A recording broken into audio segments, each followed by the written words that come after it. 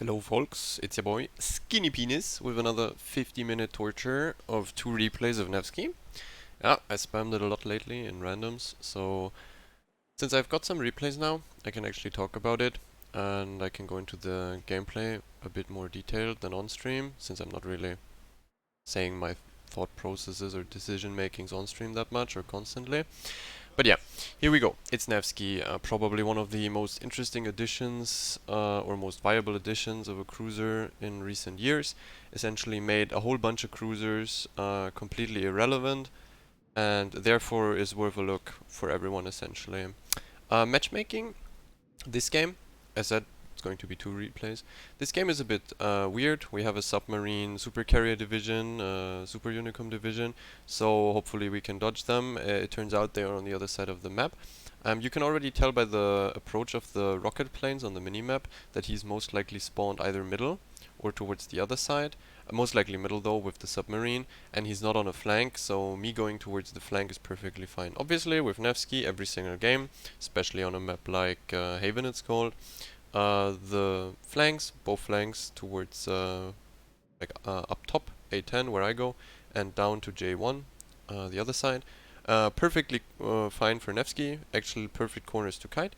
The thing is just, I couldn't actually, in this game, now that we look at the matchmaking again, we have a 6 BB game, and it's a Vermont double Satsuma game. The other 3 BBs, Pommern, Iowa, Monty, are perfectly fine. I can bounce most of their shots, but Vermont, Satsuma, if they start focus firing me below 20 kilometers, I might actually suffer a lot. Other than this, we have 2 cruisers and 2 DDs and a submarine, so it's mostly battleship focused. Because of the super carriers, we're probably going to have a lot of spot on this map. The map generally tends to do this. So at the beginning, as said, because of the overmatch of the battleships that could focus me out, I'm going very passive on the E line here, not going closer to the island, since if I pop up too close to, for example, the double Satsuma, I might actually run into the issue that 1 or 2 salvos could essentially get me out of the game, since they penetrate my entire ship. One shell pen is 6 to 6.5k roundabout.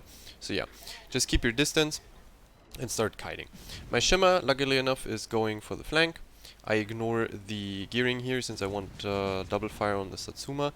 Essentially, the double insta fire I got on him instantly showed me that he doesn't run fire prevention, which in this sense is really good. Like, super battleships obviously have a large HP pool, and super battleships become mostly unkillable if they run fire prevention. So having a non-fire prevention super BB that I can potentially instantly set on a double fire creates a lot of room and map control for us here. Actually more than a gearing that is was spotted 12.5 out on me, and then even turned into kite immediately and ran. It's more important for me at this point, since as you can see on the minimap, my 2 Satsumas and Iowas are really passive, especially the double Satsuma is not willing to move up at this point, even though there's only 2 DDs. So for me it's really good to get fires on the Satsuma, and as you can see, he's instantaneously disengaging. Like, he realizes he's losing a lot of HP. Fires are obviously percentage based, and that's exactly the reason why non-fire prevention is perfect on BBs. I always tend to say the engagement between an HE spammer, be it a cruiser or be it a DD, and a BB changes immediately the moment you realize he doesn't have fire prevention. It's a huge difference between 2 perma fires, most likely on superstructure, rather than 1. We're going to see the exact opposite later on when the other Satsuma shows up that actually plays fire prevention. So, Salem turns broadside here. Nevsky actually, I mean, we're still in kite, nothing to do here. They're pushing into me, the Pommern is coming. The other Satsuma thankfully also turns kite. Salem showing broadside here, and I go for AP obviously. Nevsky, while being like a 180mm cruiser and considered light, or Wargaming considers it's a light cruiser. Actually, the penetration capabilities of your AP at, let's say, 16, 17, or even 18, 19 kilometers are mostly enough to sit most cruisers. Light cruisers, you have no issue, and ships like Moskva, Des Moines, and Salem, you can also sit 18 kilometers out. So definitely worth to try AP, though the Nevsky has the dispersion curve, that dispersion falls off on range, which means long range AP sniping most likely not going to yield a lot of results consistently. You get a sit here and there, and they have to be essentially perfectly broad, since Nevsky also doesn't come with the package deal of improved pen angles, which would actually make this ship completely busted, which it kind of already is. So as we see, enemy Pommern is running in. It doesn't matter that the rest of the ships behind him were very passive. You do have to respect the one BB that is running at you. It's kind of sad because, for example, I could have already turned it around and run at them, but if one battleship runs it in, as you can see here, 17 point something kilometers, I get a sit, it's definitely possible. As said, like, if there's one BB running it, you have to respect him and kite him out. Doesn't matter if all 5 enemy ships behind him, for example, turn into kite and already run away.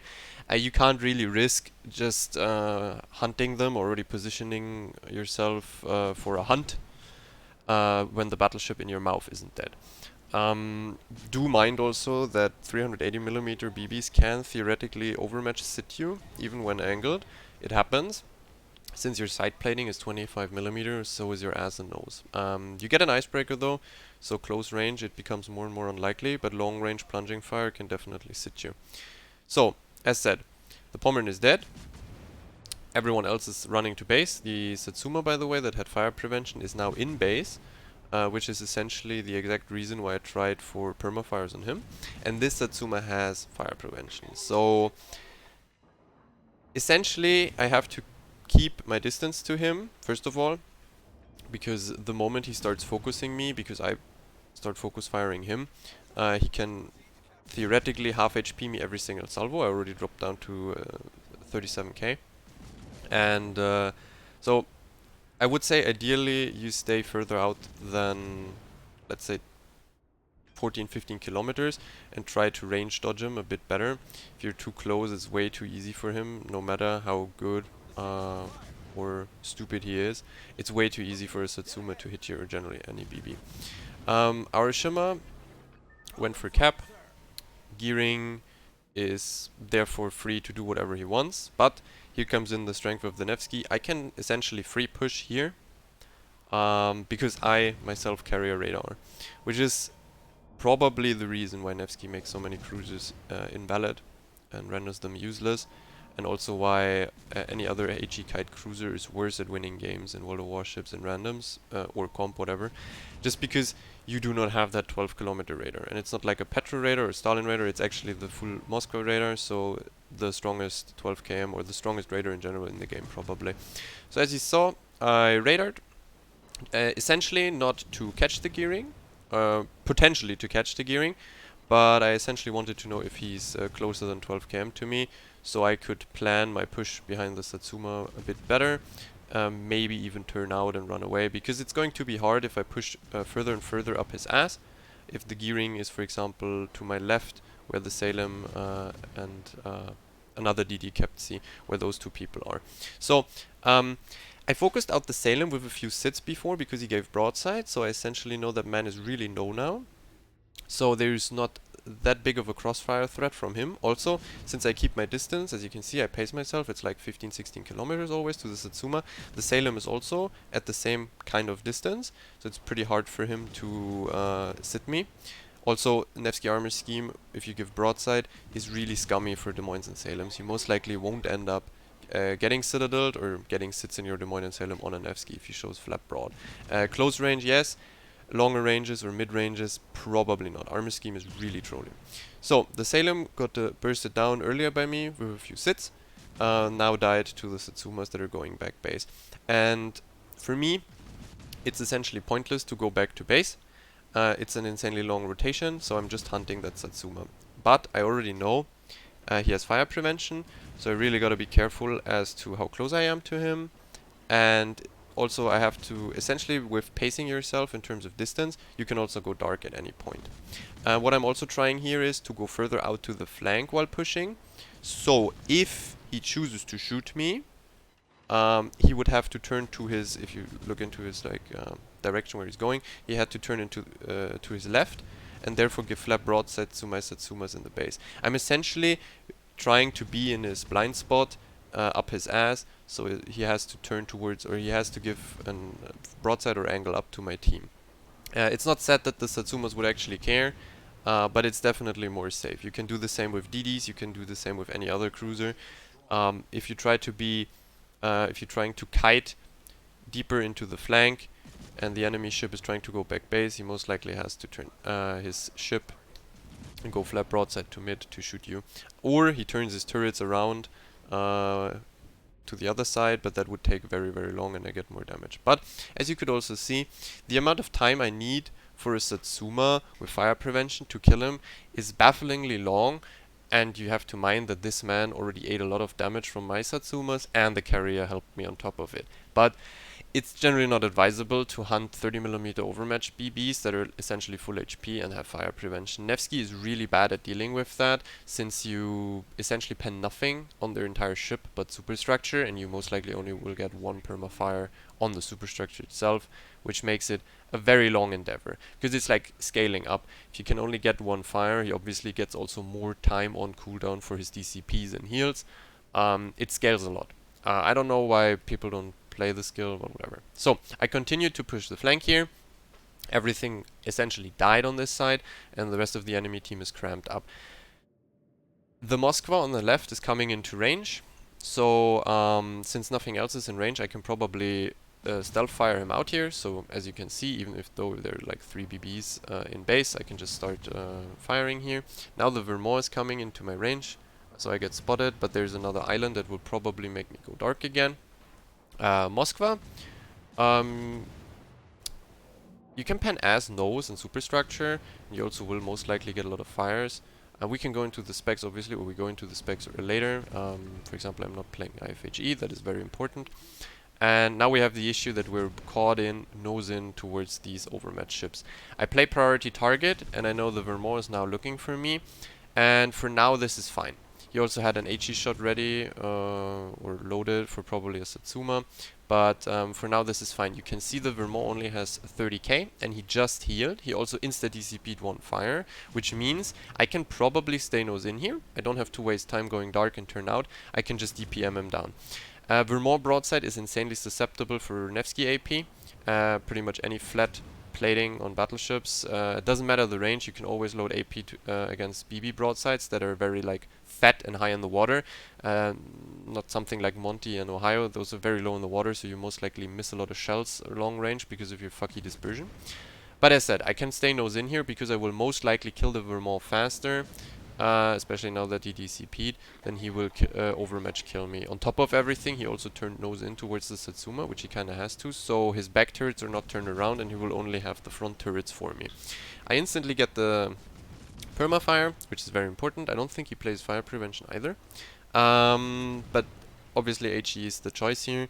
Unless he gives actual flat broadside, you shouldn't load, or mostly flat broadside, you shouldn't load that much AP. See, now he's angling up, now I can get the big chunks, as you can see, 6.6k. That's a light cruiser, yeah. But as long as he's angled, don't load AP. You don't have the improved penetration angles of most Russian ships. Yeah. And as said, I knew I could kill the Vermont faster than he could probably kill me. Nevsky DPM is pretty nasty, and now I can start hunting the Satsuma again. I ignore, essentially, yeah, the Iowa already died, and the others are not in range, so I'm just gonna hunt the Satsuma. It's the non-fire prevention Satsuma from earlier. Though you will also see here again, even if they don't play fire prevention, getting fires on super BBs is kinda hard with HE spammers. Now imagine they play fire prevention, it's actually becoming really scummy to kill them. He insta-DCPs one fire, doesn't play fire prevention, doesn't get punished for it. Wouldn't know why you complain about HE spam when you don't click fire prevention, but these people are very active in the forums apparently about this. Very straightforward game here. You just kite out in the beginning on C. You have insane range capabilities, so it's not a problem that you essentially just turn out nearly off spawn. You can still shoot HE and AP. You could zone the, or you can zone the DD, meaning the gearing while pushing. And pushing in a Nevsky doesn't essentially mean you have to be like 12-13 kilometers close. As you could see, I could also push into the Satsuma while I kept him at 15 to 16 kilometers. This is perfectly fine, and this is actually the strength of Nevsky. Your DPM is insane at 15 to 18 kilometers still, because your arcs and shell travel time is so like massively dented that you don't have to go closer. The only issue that you might run into is that people can go dark at these ranges. Then again, if you get, or if you manage to get permafires, they can't. Like if the Satsuma is on a permafire, his spotting is 16, 17 km at least, if he even runs full conceal build, which he should.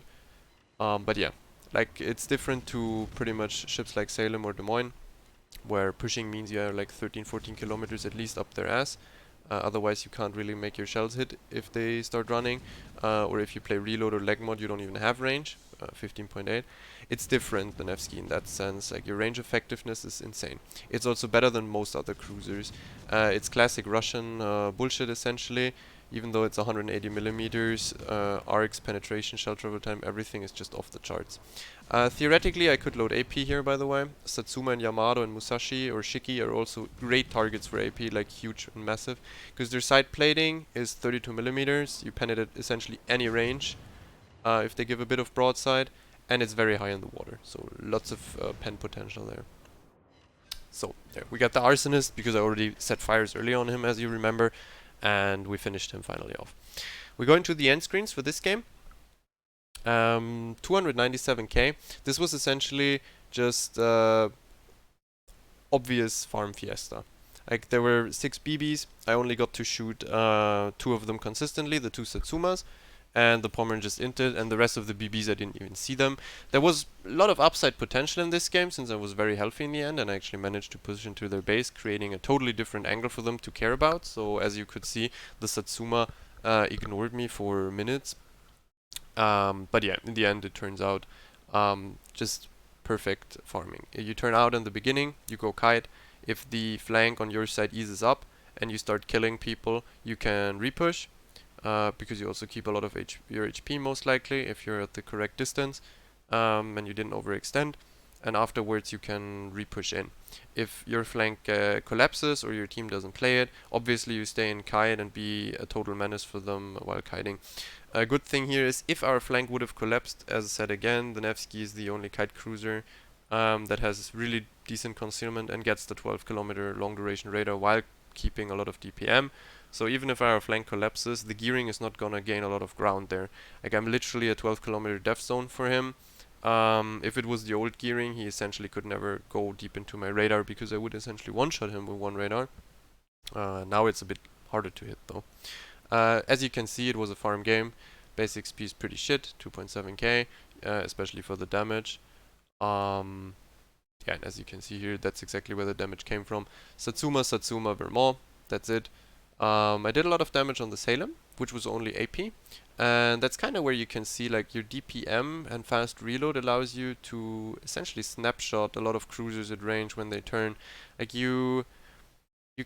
it's very likely you get away unscathed from a Nevsky if you gamer turn in front of him, but you also run the risk that he gets some nice hits in, which essentially just equates to a lot of damage really quick. Nevsky Citadel damage is actually pretty nasty. I think it's 6k, or is it 5k? But considering the reload you have, if ships like Moskva, Des Moines, Salem, also the best targets obviously like Neptune, Minnow, if they turn broadside or you catch them in a smoke, obviously you have the tools against Minnow with the 12 km radar, you can get big chunks. Like you can also get like 20 to 30k salvos if you're really lucky with the RNG. Yeah, but that's just it. We're right hopping into the next replay. It's going to be a more back and forth game with a bit easier matchmaking, let's say. So, hopping into the game. We are looking at tier 8 and 9 matchmaking, insanely favorable for Nevsky obviously. There is no 30mm overmatch on the entire enemy team. That also tends to happen a lot. Obviously there's most likely only Musashi in Georgia that 30mm overmatch on tier 9, and I don't even know if there's 30mm overmatch, or there's not a lot of 30mm overmatch on tier 8, if at all. So it's essentially free farm. Your armor does work a lot, because if you angle out, yeah, you might eat the unfortunate RNG sit on Nevsky, but very unlikely against 380s or 405, 406s. So what do we have here? We have 1DD game again, submarine carrier. Also a reason why I play DefA. Nevsky gets a 12-kilometer radar with 36 seconds duration with insane DPM, and you can nail DDs at 11 to 12 kilometers still, which means your zoning capabilities and also killing capabilities of DDs is so high that there's very little point of actually picking Hydro because you fuck the DD anyways. Very few DDs have more than 12-kilometer torp range, effective, like very effective more than 12-kilometer torp range. So you zone them out with your radar alone. The only issue you have is if the scumbag is going for you while you are in kite. Being fucked up in kite by a scumbag is actually a big problem because suddenly you're spotted in a position where you have to angle to essentially one point of concentrated enemies, and suddenly the carrier is creating an instant crossfire with torps. And you are a cruiser and you do have very little torpedo protection, so obviously if the carrier comes with torps, kind of have to respect it. But Wargaming was so smart as to give this this light cruiser, let's say, also one of the best AAs in the game, since it's one of the AAs that kept a lot of range. It's 6.9 range, so your def AA is actually really effective, especially against very bad or just middle-ish, goodish CVs, which is also a big reason why I tend to still use def AA a lot on some cruisers, just because I won't accept the fact that an idiot is fucking me over with a broken class. If I have def AA, it's way easier to defend against. We will see it later, especially how def AA actually helps me out. Same story again. I go to the flank, I go in kite, and I essentially just wait here, keep an eye out on my PT, how many people focus me, and start farming the enemy. For example, now more people focus me. I'm gonna get the fuck out of here very soon. And the Z was already spotted by our carrier, because carrier spotting is nice. So no need for me to pop radar or anything. No one can shoot him anyways. He's also running away. But just good to keep it for later. As said, there's no overmatch. But if they come in a pack of 3 BBs, obviously you gotta create a bit more distance. Gotta pace yourself again. We're again at like 16 kilometers here, farming the Monty. It's also giving you more time to accelerate or decelerate from bad shots. That's why keeping a bit more range is also really nice. If the Monty leads far ahead or far behind, I can see that and still react because their shell travel time increases, obviously. I think I get a few bullshit sits in a few seconds on me, which can happen on Nevsky. We got a good example here, I think, in a few seconds. But in general, Nevsky is so effective at range that you can make use of it, especially early game. Because it's always the same story with cruisers. Why is Kite so smart here? Even though I'm not even the furthest kited out player. I mean, you gotta see that the Zuma is actually behind me, and the 3 BBs haven't pushed up at all. Like, Kreml Yamato also, like the Kreml, no interest in going closer. Once again, there's like no torp DDs, nothing, and everyone's kiting behind me. Our DDs even taking flank control and spotting, and they're still like behind me. Now they're pushing in a bit closer, so I get some support here. But yeah, just staying kite. There's no reason for me to do anything here. They are spotted, they are farmable, and I have range effectiveness. Coming back to the original thought, the more ships are dead on the battlefield and the higher HP you are in a cruiser, the stronger cruisers become, essentially. Like, the fewer people can shoot you, and the less likely it is that you end up in a crossfire. Obviously, the stronger your cruiser. There you get the bullshit sit. That happens a lot. Your ass is very weak. You gotta protect your ass very well against battleship shots, but also specifically against Petro or Stalin. Stalin is probably the biggest issue. You can't angle up too far against Stalingrads. It's very easy for a Stalin to penetrate your ass, and don't be surprised. Battleships will get a lot of, let's say, RNG sits or overmatch sits on your ass. That happens, but thanks to Wargaming, they buffed the heal now. The heal was apparently bugged or some shit. I don't fucking know. So the sit damage heal, or the healable sit damage, is now 50%, I think, instead of 10%. It's not that bad anymore, right? Like, Nevsky definitely needed that buff. Here I greeted for a fire on the Monty. I didn't even realize there is a Z. That was actually definitely a missed opportunity from my side. Then again, it's the same thing against the Monty as it is with the Satsuma last game. Getting him on permafires now, when he's already low, makes him fuck off into base and he's not coming back. So we essentially win the entire flank immediately. I'm still in kite. Now that the flank eases up again, like people died on their side. Once again, obviously, our team didn't die. There's no point in kiting further. We're also getting base capped, so I'm trying to make my way back.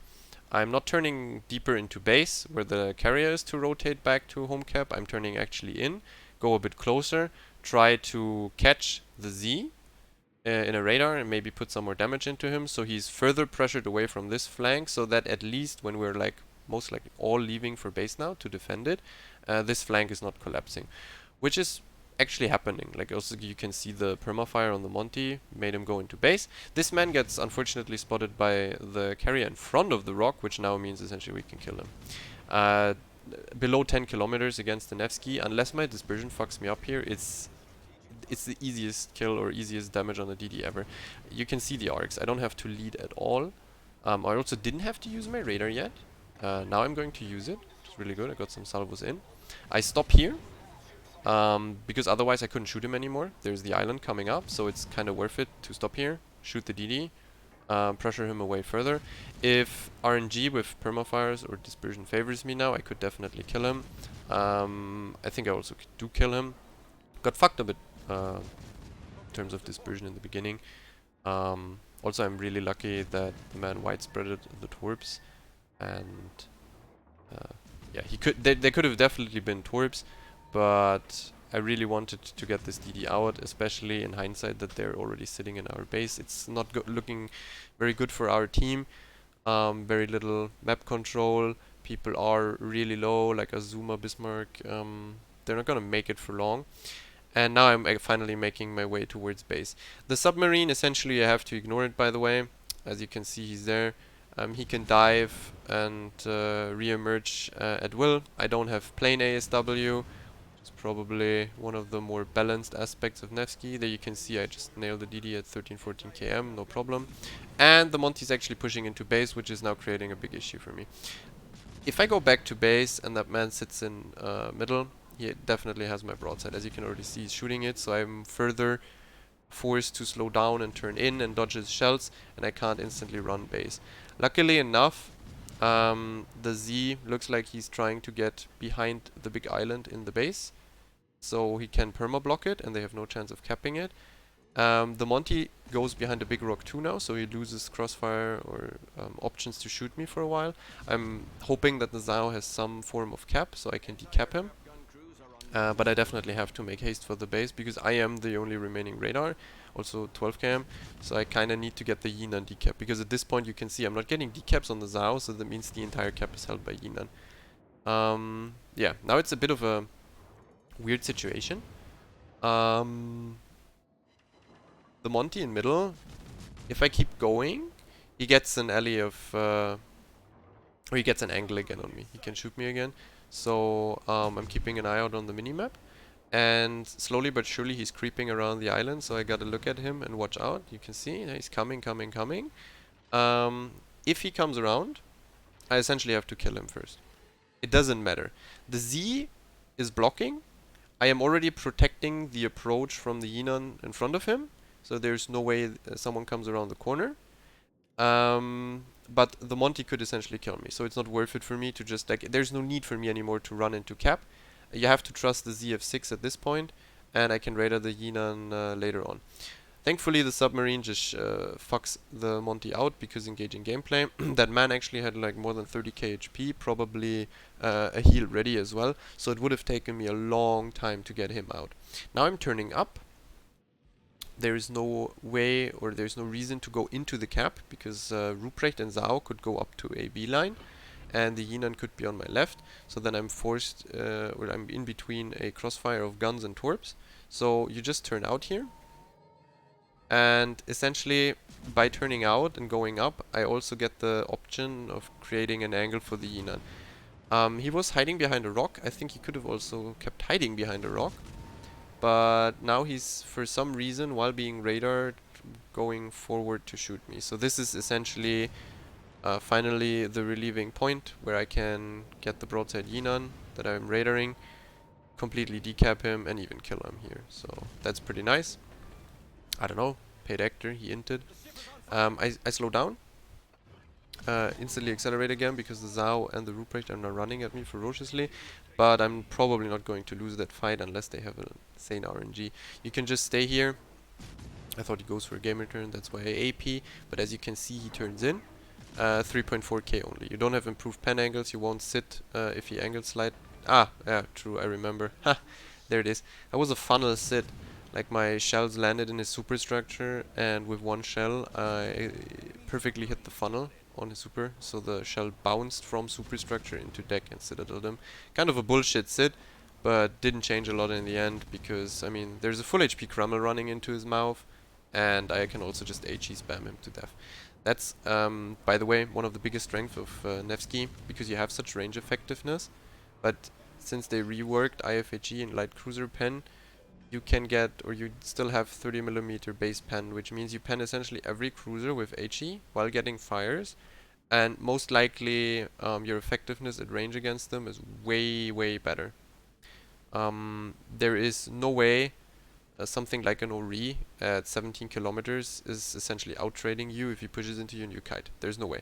Your range effectiveness at these high, nearly max ranges is so good. Nothing happens. Our carrier thankfully keeps the submarine spotted. The submarine is stupid as fuck and doesn't die for whatever reason, so this is kind of a gift you can pick up. As you can see, like just point and click adventure with these railguns. Especially low targets, like cruisers with, you can finish cruisers with HE real quick. You can radar DDs at 12 km, they get spotted at 11.5 with 2k HP, you can shoot 3-4 times, also secure kills there. Nevsky is just insane at these picking up lightly armored targets at range. And if you can't like fight or radar a DD or fuck a cruiser, you can just farm BBs the entire time. So, what are we doing here? We have 3 ships now. Our carrier died to the submarine. Our Kreml is absolutely confused. I mean, he's still full HP doing like nothing. And our ZF6 is sitting in cap. Points wise, we have a problem because since... I mean, they didn't manage to cap us, yes, but they sat in cap for a very, very prolonged time. And in standard battle, that creates issues later on if you're even on ships. Because if one team obviously blocks the cap for 5 minutes, that's your only point income. Therefore, you create a difference in points that you most likely can't really make up for. Since, let's be honest, how likely is it for us 3 now to actually cap the enemy base with 6:20 remaining? It's really impossible. Like, there is no way. The only thing I could do is go into their base and hope I block it for long enough. But for that, obviously there is not supposed to be any enemy ships around. Otherwise I can't just sit in their base and chill out there with a Nevsky. The Kurfürst doesn't have fire prevention, by the way. So something, again, to look out for. You can essentially kill him fairly quick with Nevsky. I think he's on a perma now from me and also a perma from the Kreml, so he's gonna drop a lot of HP going into mid. Only thing that you should be mindful of here, he popped up full HP on the 3-4 line, not taking part in the fight. So if that man stays unspotted too long, he's most likely gonna heal up a lot of that fire or HE damage. So I'm going into the middle now with my Z. The main goal here is to get into the enemy base and block it. I am very convinced that you could win this game by default by just playing very passive, giving me and the Kreml enough time to kill the DK. But as you can see, you can't really plan ahead with the stupidity of your random dented teammates. While the ZF6 may have been smart enough to sit on the opposing side of the Yinon in the cap and block it forever so they can't win, the ZF6 now proceeds to absolutely turbospastically int into the middle while there's carrier spotting above him into Hydro over GK, and the GK obviously just kills him here. What this guy had in mind, I don't know, but now since he is dead and we have a further point gap, I'm actually 100% forced to run into the GK now. So there's no way out. Like, you can't turn into Kite here, you can't do anything, you gotta run at him. Also, he didn't have time to heal a lot, so now is the chance for me to strike and kill him out immediately. You go in at an angle, because you're obviously fairly close to the GK. You gotta have to respect his AP and angle in a bit more the moment he shoots you. Thing is just, as I said, at this close ranges, your icebreaker of the Nevsky kicks in. It's very unlikely he gets citadels through the nose. Also GK shells and German AP is a bit troll on Nevsky. Majorly troll, actually. He ends up with a lot of overpens there and doesn't inflict a lot of damage. Problematic here though, I popped my last heal and the carrier is permanently above me. The carrier also got an 8k salvo even though I had Def A on, and my Def A is going to be off cooldown for the next attack. What you could see earlier when the ZF6 was still alive and the carrier started humping us, all the carrier planes came through the 6 line. And the next carrier plane also comes through the 6 line. So what's the most likely point of the carrier now? His last spotted position, 100% indicates it already. He's sitting behind that spot in the cap. So it's a potential option for me to rush him. The thing is, I only have 12k HP. I don't have a heal. And the man probably sits behind that rock and will be sitting behind that rock. So I actually have to cross a lot of distance to make it to that rock, and I have to rush him out. Otherwise I won't get to him. If I turn out here, we lose instant. It's only 3 minutes on the clock. The Kreml won't make it into the cap in time. Even if he makes it into the cap, he would have to block it for at least a minute or two to gain enough points for us. So I have to, or I am forced to go into the cap, block it, and probably even kill the CV. Because the thing is, if I sit in cap and don't rush him out and go for the blocking, the CV will most likely kill me. Like, I can turn circles in that cap, but what's the point when the CV over time will just kill me? It's a Kaga, he has essentially unlimited planes. It's starting to show that he inted a lot of them early game or lately into my AA. So I'm feeling kinda confident that he won't kill me here. Also my Def A charges are coming up again. But as you will see, even though I pretty much have 100% AA still left on my ship since I didn't get HE spammed, it's kinda hard, like, especially when the torp bombers have their heal up, which they have, I think. It's not that easy. I actually popped the Def A already for the rocket planes, since I just received the 1 bomb fire after he already got the 1 rocket fire. He gets the 1 bomb fire too. So I kind of want to not get dropped multiple times by the rockets and chance it again. This man seems to have the best RNG in the entirety of World of Warships. So yeah, better pop Def A immediately. Also, I'm so close that after his rocket struck, he will start the next squadron in my Def A duration anyways. You gotta respect the drops here, obviously. You can't just rush. Would be a major mistake to just hope that he misdrops. Also, he didn't seem to be the worst CV in the existence of World of Warships. So, maybe I could have actually turned out here. This is something. I got really lucky here, the torp didn't arm.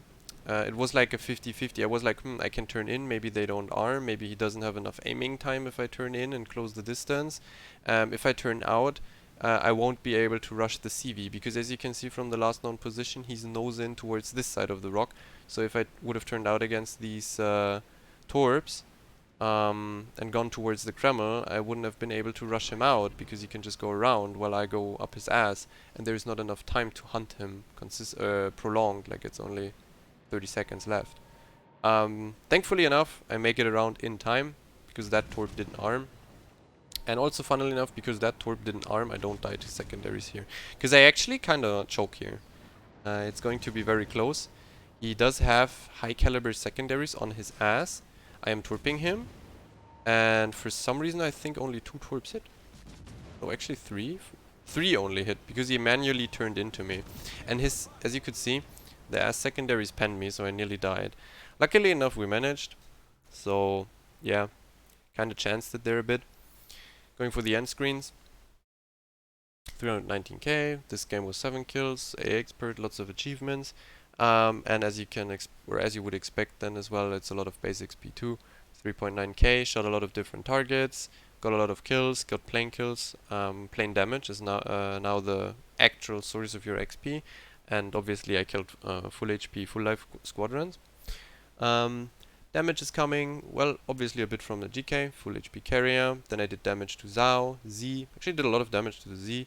bit of Yinan, bit of everything, kind of. And the plane kills, obviously. Only, what is it, 5 or 6 fighters, and the rest strike planes. Just insane how much plane reserve Kaga has. Yeah, that was it for the game. Now go into the captain spec and talk a bit more about Nevsky, maybe. Captain spec, very straightforward. Turret traverse as a first pointer. You could also take last stand instead of top grade, but you probably just take the 20 first point. It's most likely going to be your second one pointer, so most of you probably don't even have it. But you could take last stand instead of expert loader. Expert loader is kinda okay, but you don't really need it when you have 5-second reload. So you could probably still abuse the last stand bug or code error, whatever the fuck, where last stand improves your acceleration and stuff. Priority target, obviously best second point skill, especially in Nevsky. You are overmatchable, you are mostly in kite, and Nevsky isn't as small as people think it is. So at 16-17 km, battleships could smash you. So it's really nice to know if there's 3-4 battleships on your flank, how many of them are actually up your ass and trying to focus you. Also PT, as said, it's very comfortable to know if people aim at you, and you can also kind of cheese torpedo DDs with it. Like if a DD torps doesn't proc PT, if I remember correctly. I think they never changed that. Then AR, survivability expert, and superintendent. You go AR superintendent first, survivability then. Top grade gunner. Nevsky actually has pretty high conceal, 12.8, 12.6. So top grade gunner in kite even procs a lot. It's kind of nice to have additional DPM. What you could also do on Nevsky, which is actually a viable pick, since you will be kiting a lot, is outnumbered. Outnumbered is not a troll skill as people still think. I mean, I know when it was released, it was absolutely useless and pointless because you never procced it, and also people like Flamu made fun about it and videos about it. So that's been branded into people's head that the skill is useless. The skill now is actually working, and it's kind of a trade-off. Like if it doesn't proc, obviously you don't have the perhaps the DPM of top grade, but then again, when does top grade proc on Nevsky? But if it procs, it's actually massive. It's 10% dispersion, 8% speed. It's actually a really fucking good skill. Also on Nevsky with the lack in range dispersion, since you have like the petro dispersion curve, outnumbered could help big time there. It could be worth it to try on Nevsky as well. If you find yourself losing a lot of flanks or you want to be like 100% kite, it could actually be good. The only thing that hampers it a bit is the fact that Nevsky has 19 km base range. So yeah, and then obviously concealment. Very basic spec. Lots of people ask me, do I play it with IFHE or should you play it with IFHE? Totally not. Totally not. The thing is with the IFHE and light cruiser penetration, HE penetration rework or whatever the fuck it was, you keep 30mm base pans, so you still fuck cruisers, massively fuck cruisers with HE pans, and the only battleships you penetrate or then penetrate with IFHE are 32mm BBs, essentially. So that would be Conqueror, Thunder, or Repub most likely. And you do penetrate some ass and nose and maybe some side plating of Musashi. But that's not gonna make a big change. But the thing that makes a big change is that you drop half your fire chance, which is actually your damage source against BBs and your way to essentially deal with BBs. Since let's say like 60 to 70% of the BBs you face most likely have plating you can't penetrate anyways with IFHE. So you really need that fire chance. You really gotta pump those fires into them. If they start running at you and you can't get fires because IFHE is cucking it, you're in big trouble. Yeah, and as said, the 32mm BBs are most likely gonna base camp if there are even any. Like some matchmakings, you don't even have a target there. Yeah, so no IFHE. I played it with IFHE, even with the reworked IFHE, and you're literally griefing your average damage. Like it's no joke. And because therefore also your capability of dealing with BBs, therefore your win rate. Modules, as I said, I play Defe. I think that's also the pick. The ship is very long, very sluggish to turn sometimes, so you don't want to really get fucked in base or in kite by carriers that force you to angle up to other ships. Defe helps there, and the DD, I mean, if you're kiting most of the time anyway, DDs don't even go for you, and if they torp, it's really likely that you dodge them anyways, and you can just zone them with 12 km radar and high DPM. So seriously, just play Defe, it's better. Radar mod is really important. It's only 6 seconds. It goes from 30 to 36. People think that's maybe 1 or 2 salvos. It's actually most likely 3 salvos additionally, because when your normal radar would run out, you can still put a salvo in. Then you can put a salvo in these 6 seconds in, and then shortly before it runs out, it's most likely another salvo. So people maybe say, yeah, it's 1 more salvo. No, it's actually like most likely 3 more salvos on a DD, which is huge, which is actually huge. Or on a cruiser that's flat broadside. Also, obviously, it helps your team if the enemies are radared for longer. Prop mod, very important. I mean, main gun accuracy mod, concealment mod, it's always the same, like there's not very much variety. And obviously you play reload. You have 19 km base range. The ship has a lot of DPM, just buff it further with percentage based reload mod. And range mod is just super stupid on Nevsky, let's be honest. I mean, you play range mod on Nevsky, like, I don't know what the fuck you're doing, seriously. Like, you can just play Yoshino. I mean, then you're like literally never going to be in range, most likely with your playstyle to raid or anything. So yeah, that's it for Nevsky. As I said, it makes most cruises irrelevant because it carries that 12 km radar. It carries an icebreaker, good HP pool, good AA, high DPM, good AP. So essentially, you have some drawbacks in terms of penetration, fire chance, maybe even AP pen against other cruisers, but the speed of it, the radar of it, and that you still keep 55k HP just makes cruisers like Hindenburg, Zhao, even Henry, probably even Goliath, even though Goliath is more like the penetration, what's good, and the super heal. But yeah, a lot of HE kite cruisers are useless. Yoshino, for example, it does not only make them useless and less viable in randoms because of your objective capabilities and team support capabilities with the radar, it also shits on these cruisers. If a Yoshino pushes into you with the 60-second fire and the 30mm armor, you just shit on Yoshino big time with Nevsky. So yeah, that's it. You should try it out, in my opinion. I'm probably going to hate people playing Nevskys in randoms, but I'm very confused that not more people are picking it up since it's been released, since it's the most impactful kite cruiser there is, apart from the super cruisers maybe. And yeah, check it out. Hope that video helped, and see you soon, maybe on stream. Have fun, take care.